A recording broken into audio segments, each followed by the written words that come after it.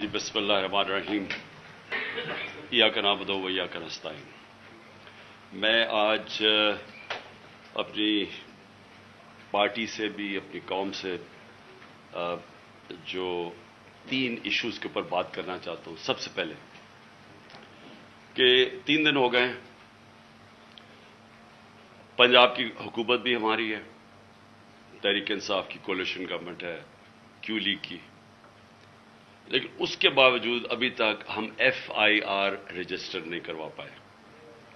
اور F I R کیوں نہیں رجسٹر کروا پائے؟ کیونکہ وہ کہتے ہیں جی پرائم منسٹر کے خلاف تو ٹھیک ہے ہم تیار ہیں، انٹیریئر منسٹر کے لیے بھی ہم تیار ہیں، لیکن وہ جو army officer major general Faisal ہے اس کی نہیں آپ ایف آئی آر کٹوا سکتے۔ تو میں سب سے پہلے تو اپنی قوم سے اور اپنے لوگوں سے، اپنی سارے انصاف کے نظام سے جو جانتے ہیں پاکستان کا آئین کیا ہے، میرا تو سب سے بڑا سوال یہ ہے کہ کیا پاکستان میں کوئی ایسے لوگ ہیں جو قانون سے اوپر ہیں، کہ وہ یعنی اس ملک کا قانون کو اپلائی نہیں کرتا؟ کیا یہ ہمارے آئین کے اندر یہ اجازت دیتا ہے؟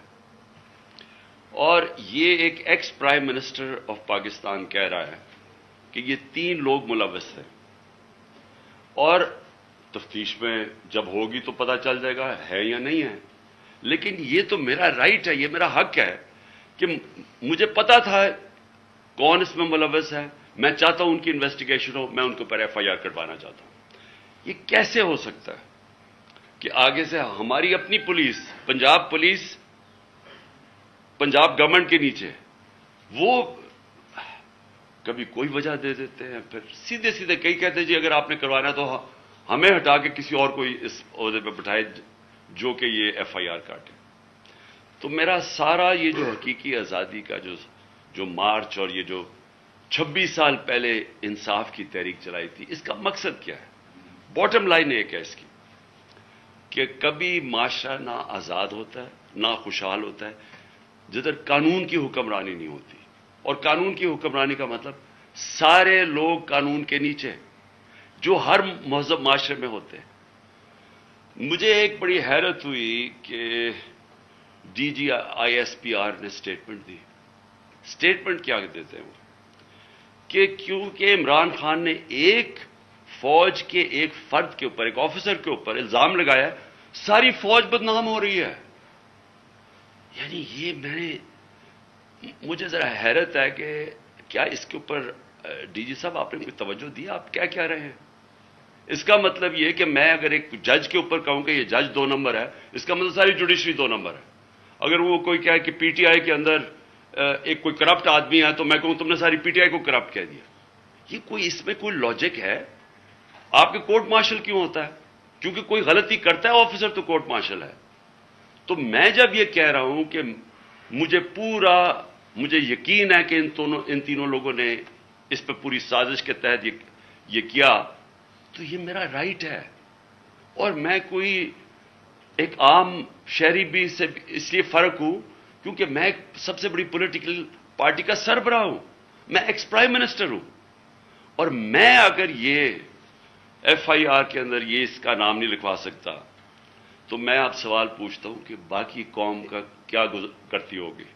عام آدمی اس ملک میں کیا کرتا ہوگا؟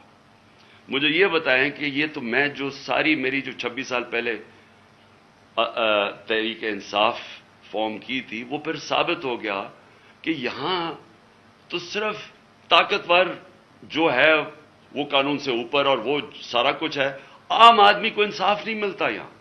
اور جب تک عام آدمی کو انصاف نہیں ملتا وہ آزاد نہیں ہوتا۔ تو وہ قوم جس میں انصاف نہیں وہ غلام رہتی ہے، اور غلام قوموں اوپر پرواز نہیں کر سکتی۔ میں جتنی بھی دنیا کی ڈیموکریسیز میں دیکھوں، یہ تاثر کوئی سوچ بھی نہیں سکتا اس طرح۔ پہلا میرا یہ پوائنٹ ہے۔ دوسرا میرا پوائنٹ یہ ہے کہ جب یہ ابھی شہباز شریف نے بات کی جوڈیشل کمیشن کی، تو میں ویلکم کرتا ہوں کہ جوڈیشل کمیشن بنائے، لیکن میرا پہلا پوائنٹ یہ ہے کہ جوڈیشل کمیشن کیا کرے گی؟ جب جو 3 لوگوں کے میں نے نام لیے ہیں، ان 3 کے نیچے ساری وہ ایجنسیز ہیں جن نے انویسٹیگیٹ کر رہی ہیں. اب ہم کیسے ایک امپارشل، ایک صاف اور شفاف انویسٹیگیشن کروا سکتے ہیں جب ان کے سربراہ وہ بیٹھے ہوئے ہوں جن کے نیچے لوگوں نے انویسٹیگیٹ کرنا ہے؟ یہ ہو ہی نہیں سکتا. اس لیے میں نے یہ کہا تھا کہ یہ 3 ریزائن کریں تاکہ انویسٹیگیشن صحیح ہو سکے. ہو سکتا ہے میں غلط ہوں، لیکن مجھے ایک اس ملک کے اندر ایک صاف اور شفاف انویسٹیگیشن چاہیے. اور انویسٹیگیشن اس لیے کہ میں پہلے بھی یہ پورا اس کا ایک پیٹرن ہے. یہ نہیں کہ میں نے ایک دم اٹھا کے کہہ دیا کہ یہ جی یہ کہ فلانا اس میں انوالوڈ ہے. اس کا ایک پیٹرن ہے. پہلے ایک ویڈیو نکلتی ہے جس میں مجھے یہ بنایا جاتا ہے کہ میں کوئی مذہب کی توہین کر رہا ہوں. وہ کدھر سے نکلتی ہے وہ اس انویسٹیگیشن میں پتہ چلنا چاہیے. وہ کون نکالتا ہے؟ وہ پھر اس کو کون اٹھاتا ہے؟ ایک وہ جرنلسٹ اٹھاتا ہے جس کی افیلیشن ایک پارٹی سے ہے. یہ انویسٹیگیشن میں آئے گی. اس کے بعد کون پریس کانفرنس کرواتا ہے؟ مریم صفدر، مریم وہ اورنگزیب اور جاوید لطیف سے. اور وہ مجھے کہتے ہیں کہ میں نے مذہب کی توہین کی ہے اور وہ ویڈیو دکھاتے ہیں. اس کے اوپر ان کے اوپر ہم ایف آئی آر کٹواتے ہیں کیونکہ مجھے پتا چل گیا تھا کہ انہوں نے اب اس کو استعمال کر کے وہی سلمان تاثیر ٹائپ قتل کروانا ہے میرا. ان دونوں کے اوپر ہم پھر ایف آئی آر، ان تینوں کے اوپر ایف آئی آر بڑی مشکلوں سے کٹتی ہے. اس کے بعد میں پبلک میں جا کے جلسوں میں اور انٹرویوز میں بتاتا ہوں کہ ان کی سازش کیا ہے.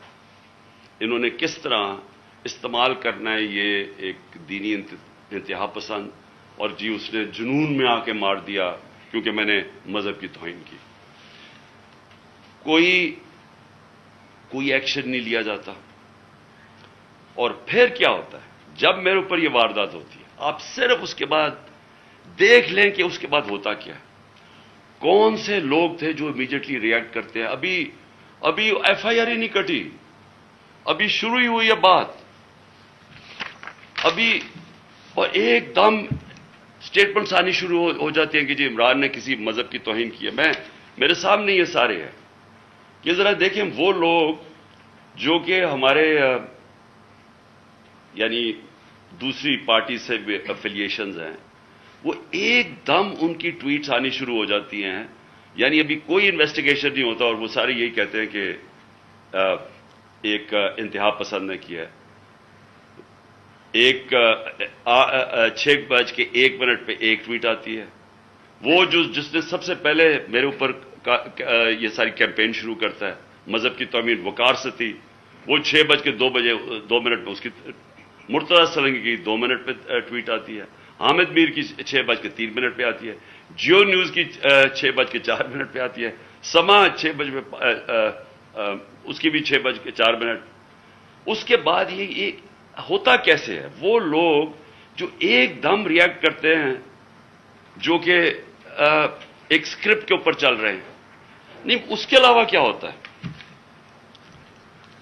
وہ کیسے ہوتا ہے کہ گورنمنٹ ہماری، پولیس ہماری، لیکن اس کا انٹرویو کروا کے اور وہ لیک کیا جاتا ہے. وہ جو بندوق چلانے والا ہے، ایک دم اس کا انٹرویو لیک کیا جاتا ہے. کون؟ پولیس. ہم پولیس سے پوچھتے ہیں، وہ کہتے ہیں جی ہم کیا کریں، ہمیں پیچھے سے پریشر تھا. آئی جی وہ آئی جی سے پوچھا جی آپ بتائیے کیسے یہ لیک ہوئی؟ وہ کہتا ہے جی ہیک ہو گئی. ایک کے بعد دوسرا جھوٹ بولا جاتا ہے. کون لوگ یہ انٹرسٹڈ تھے ایک دم اس کو بند کروانے؟ وہ جیسی انویسٹیگیشن ہوگی تو پہلے تو پتا چلے گا کہ بلڈ اپ کس نے کیا اور پھر کس نے کور اپ کرنے کی کوشش کی. تو جب آپ یہ ہمیں کہتے ہیں کہ جوڈیشل کمیشن، میں کہتا ہوں اس سے بہتر چیز ہی رہی. لیکن جوڈیشل کمیشن جو سب سے پہلے کام ان کو کرنا چاہیے کہ جو لوگ ایکیوزڈ ہیں اس کے اندر، وہ کیسے ان پوزیشنز پہ بیٹھیں گے جدھر انڈیپینڈنٹ انویسٹیگیشن ہوگی. نمبر 2، میں یہ چاہتا ہوں کہ جوڈیشل کمیشن انکوائر کرے ارشد شریف کے اوپر، کیونکہ ہمیں پتہ ہے ارشد شریف کو کس سے خطرہ تھا. ارشد شریف کی والدہ کو پتا ہے کہ کس سے ارشد شریف کو خطرہ ہے، اس کے اور صحافیوں کو پتا ہے کیوں وہ ملک مجبور ہوا چھوڑنے پہ، کیوں وہ دبئی سے آگے جانے پہ مجبور ہوا۔ اس نے بڑے لوگوں کو بتائی ہوئی ہیں چیزیں کہ کون لوگ ملوث تھے۔ اس کے اوپر بھی جوڈیشل جو سپریم کورٹ کے اندر جو کمیشن بنائی جائے، اس کی پوری انویسٹیگیشن۔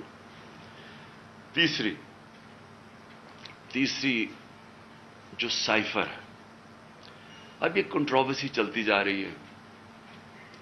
آ کے D G I S P R نے کہا جی یہاں تو کوئی سائفر کا تو ڈرامہ تھا۔ اگر ڈرامہ تھا تو سائفر کی انویسٹیگیشن کیوں نہیں کروا رہے؟ ہم تو گورنمنٹ میں نہیں تھے، ہم نے تو آرڈر کر دی تھی کمیشن فوری طور پہ انویسٹیگیشن کرے۔ ہم نے تو اسپیکر نے بھجوا دی تھی چیف جسٹس کے پاس انویسٹیگیٹ کریں۔ تو اب سوال یہ ہے کہ کیوں نہیں کسی نے انویسٹیگیشن کروائی؟ کیوں ڈرے ہوئے انویسٹیگیشن سے؟ کیونکہ آپ جو ساری بات بار بار کہتے ہیں کہ جی ہر قسم کی آتی ہے کہ جی یہ تو آتے رہتے ہیں ایسے سائفر۔ میں ایک ملک دنیا میں نہیں جانتا جدھر اس طرح کا کوئی سائفر آئی جی ایمبیسڈر کو پرائم منسٹر کو ہٹا دو۔ تو کیوں نہیں اس کے اوپر آگے بات کی؟ جب نیشنل سیکیورٹی کاؤنسل کہہ رہی ہے کہ مداخلت ہوئی ہے اور ڈیمارش کر رہی ہے، تو آئی ایس پی آر کیوں کہہ رہا ہے کہ جی یہ تو کوئی ڈرامہ ہوا ہے؟ تو چیف جسٹس صاحب یہ بڑا سیریس چیز ہے، اس کے اوپر آپ کے پاس سائفر آیا ہوا ہے۔ یہ ملک کے اندر ہو سکتا ہے کہ یہ نہ سازش ہو جو یہ کہتے ہیں، لیکن جب تک آپ انویسٹیگیشن نہیں کریں گے پتہ کیسے چلے گا کہ مداخلت تھی یا سازش تھی؟ اور چوتھی جو میں سمجھتا ہوں کہ اس ملک کی تاریخ کی سب سے شرمناک چیز ہوئی ہے، اس کے اوپر چیف جسٹس صاحب اور یہ جوڈیشل کمیشن بیٹھ کے ضرور انکوائری کریں۔ پہلے اعظم خان سواتی کو جس طرح انہوں نے پوتے اور پوتیوں کے سامنے مارا، اس نے ہر فورم پہ یہ بولا ہے کہ اس کو پہلے آ کے پکڑ کے مارا صبح کے 3 بجے، پھر اس کو ایجنسیز کے، اور اس نے نام لیا ہے اس کا، یہ dirty Harry major general Faisal, اس کا نام لیا ہے کہ اس نے اور اس کے بعد آئی ایس آئی کو ہینڈل کیا جو اس کے نیچے تھی، اور اس کو ننگا کر کے مارا، اور ننگا کر کے مار کے اس کو کہہ رہے تھے کہ یہ بتاؤ یہ عمران خان سے بھی یہ ہوگا، اور جب اس کو تکلیف ہو رہی تھی وہ ہنس رہے تھے۔ ایک یہ شرمناک ہے کہ پاکستان کے سینیٹر کو اس نے تنقید کر دی۔ ساری دنیا میں جو پاکستان ایک بنانا ریپبلک کی طرح ایک کمپیئر ہوتا ہے کہ کس طرح کا ملک ہے کہ ایک سینیٹر کو ایک تنقید کے اوپر کیا، باہر تو کوئی نہیں انڈرسٹینڈ کرتا ہے۔ لیکن جو اس سے بھی شرمناک چیز ہے، جو ساری پاکستانی قوم ہل گئی ہے، وہ ہے جو انہوں نے ویڈیو بھیجی ہے اعظم سواتی کی بیوی کو۔ میں سمجھتا ہوں کہ چیف جسٹس صاحب اس کے اوپر پوری تحقیقات کریں۔ وہی لوگ جو کہ وہ یوزول سسپیکٹس جو کور اپ کرنے کے لیے اب یہ میرا بھی یہ اسیسینیشن اٹیمپٹ کور اپ کر رہے ہیں اور اب بھی کر رہے ہیں، وہ کہہ رہے ہیں کہ جی وہ کوئی جعلی ویڈیو ہے، جی وہ کوئی فیک ویڈیو ہے۔ اعظم سواتی کے پاس اوریجنل وہ آئی ہوئی ہے، جدھر سے وہ بھیجی گئی ہے، جس نمبر سے بھیجی گئی ہے، ان کے پاس وہ پوری وہ ویڈیو ہے جس کے اندر وہ دکھایا جا رہا ہے، اور وہ فیک نہیں ہے۔ اور اعظم سواتی نے مجھے رات کال کر کے کہا کہ وہ سپریم کورٹ کے باہر وہ وہاں بیٹھ کے احتجاج کریں گے، دھرنا دیں گے، وہ ڈیمانڈ کریں گے کہ سپریم کورٹ ان کو جسٹس دے۔ سپریم کورٹ کی لاجز جوڈیشل لاجز تھی کوئٹہ کے اندر جدھر یہ ویڈیو بنائی گئی ہے۔ یہ ساری قوم آج سپریم کورٹ کی طرف دیکھ رہی ہے۔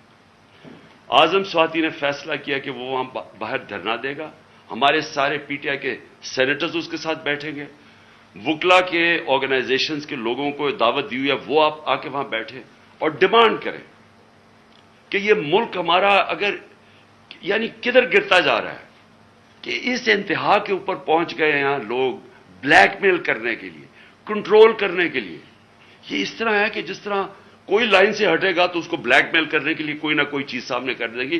اس انتہا پہ بھی کوئی نہیں سوچتا تھا وہ گر جائیں گے کہ میاں بیوی کی ویڈیو بنا کے انہوں نے اس کی بیوی کو بھیج دی.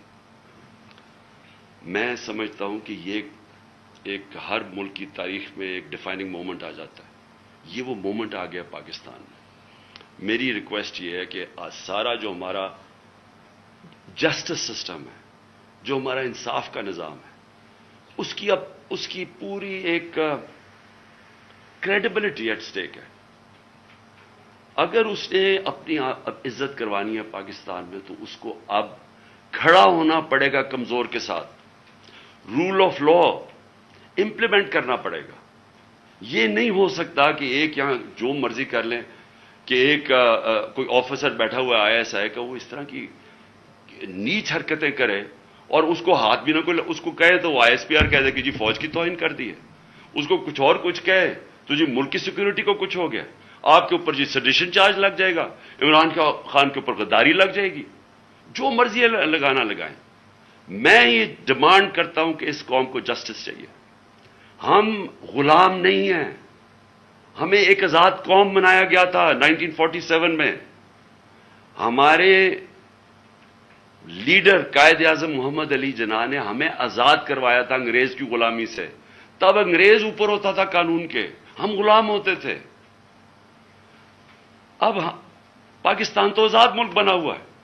ہمارا آئین ہمیں آزادی دیتا ہے.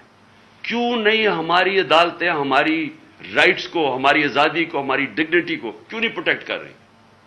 اور یہ اگر اعظم سواتی سے جو یاد رکھیں, سینیٹر ہے پاکستان کا, ایک کامیاب بزنس مین جو کامیاب باہر پیسے کما کے پاکستان آیا ہوا ہے, اس سے یہ ہو رہا ہے.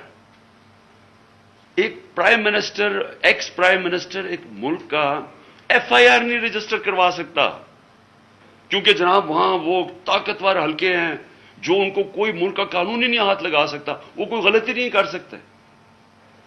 اگر فوج کے اندر اس طرح کے لوگ ہیں اور ان کے اوپر آپ ایکشن لیتے ہیں, یہ فوج کی بہتری ہے. اگر آپ اپنے اداروں کے اندر کوئی بھی کرپٹ یا جرائم پیشہ لوگوں کو نکالتے ہیں, آپ کے ادارے مضبوط ہوتے ہیں.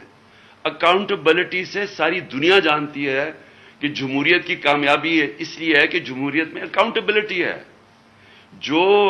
جو ساری برطانیہ کی جمہوریت جو ہم نے اپنائی ہوئی ہے, اس کی بنیاد تھی میگنا کارٹا میں.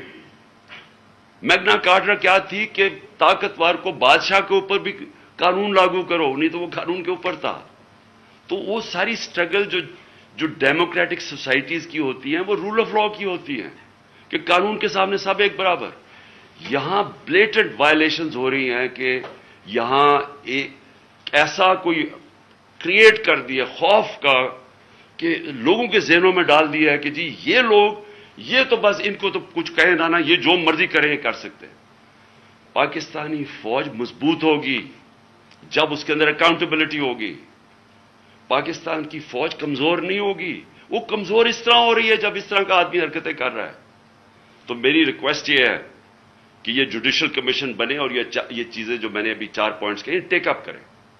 اور میرا لاسٹ پوائنٹ, ہم نے فیصلہ کیا ہے کہ ہماری جو مارچ ہے اب وہ شروع ہوگی.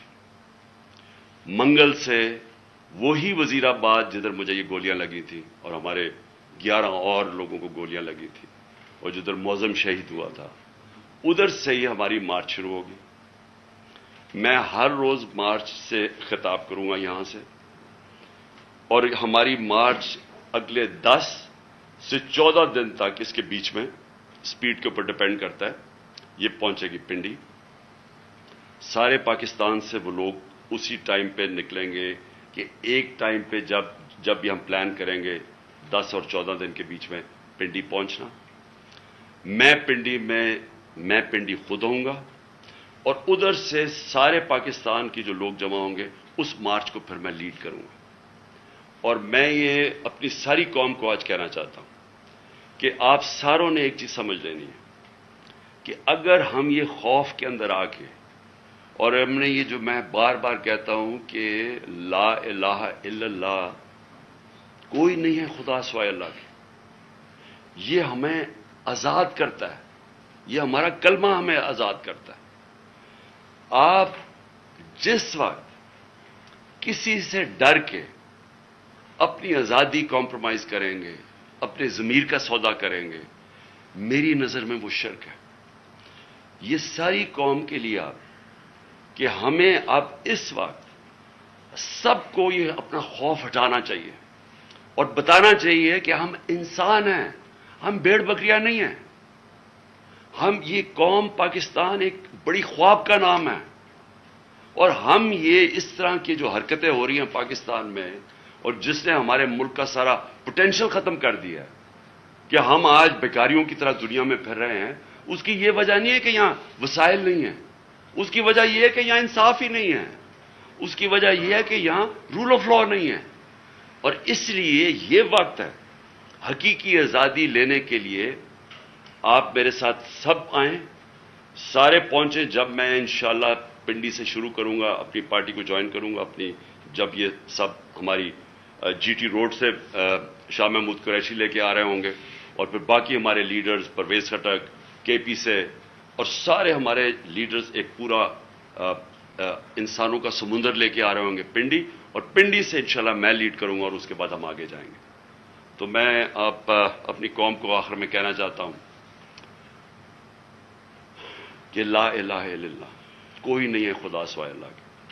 اس کا فیصلہ ہوتا ہے جب وہ اوپر لے کے جانا ہوتا ہے، اس نے کوئی آپ کو اس سے پہلے نہ اوپر لے جا سکتا ہے۔ اس کا جب فیصلہ ہو جاتا ہے نہ ایک منٹ آگے نہ پیچھے ہوتا ہے۔ یہ جب آپ کا ایمان ہو جاتا ہے آپ آزاد ہو جاتے ہیں۔